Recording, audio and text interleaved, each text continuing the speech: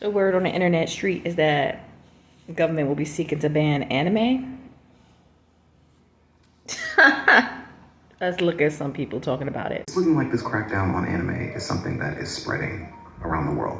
Because in Indonesia, they're saying that flying a flag that represents the Straw Hat crew from One Piece is considered treasonous to their government. That's not an exaggeration. This is a real thing going on right now. And I'm going to tell you why this crackdown on anime and One Piece is happening. If you don't watch that show, okay, if you don't pay attention to it at all because it's anime and not everybody's into it, then I'm going to help you out. One Piece is probably the most vital piece of entertainment that you can be watching right now.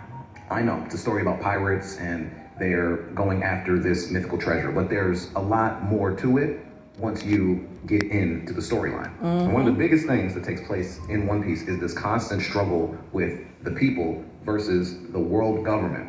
There's no other way to explain it. The world government is a fascist regime, all right? They control any and every resource that flows all around the world, okay? They determine who is and is not a criminal, whether they have evidence to prove so or not. They spend a lot of time burying information and punishing people for simply seeking that information.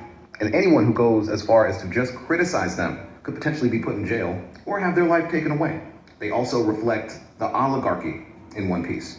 If you don't know, they have a rich and wealthy class that lives throughout this world. They call themselves Celestial Dragons. The Celestial Dragons don't have any particular skills or they don't really contribute anything to society. They're just rich, elite individuals that believe it's their divine right to look down on everybody else. Sound familiar? So while many people in the world struggle to survive, while many people in the world are trying to find ways to make ends meet, Celestial Dragons don't live like that. Sound familiar? Celestial Dragons live in a world of abundance, and they believe it's their divine right to do so.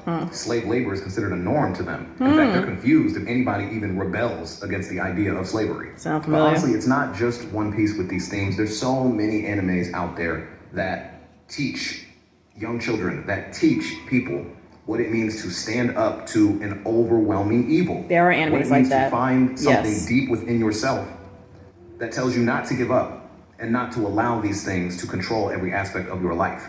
You see, these politicians here in America or all around the world can say that getting rid of anime is about protecting children. They can I don't say get that what the it's all themes in about. there Find the go missing against kids. traditional family values or whatever BS they want to make up. Right. But the truth is, anime, in my opinion, is something that could prove to be very vital in the future of where society is going. If we don't want to see future generations grow up in fascism, if future generations grow up normalizing what's taking place right now, I think that allowing anime to continue spreading the messages that it spreads all around the world is very, very important. I know it sounds ridiculous.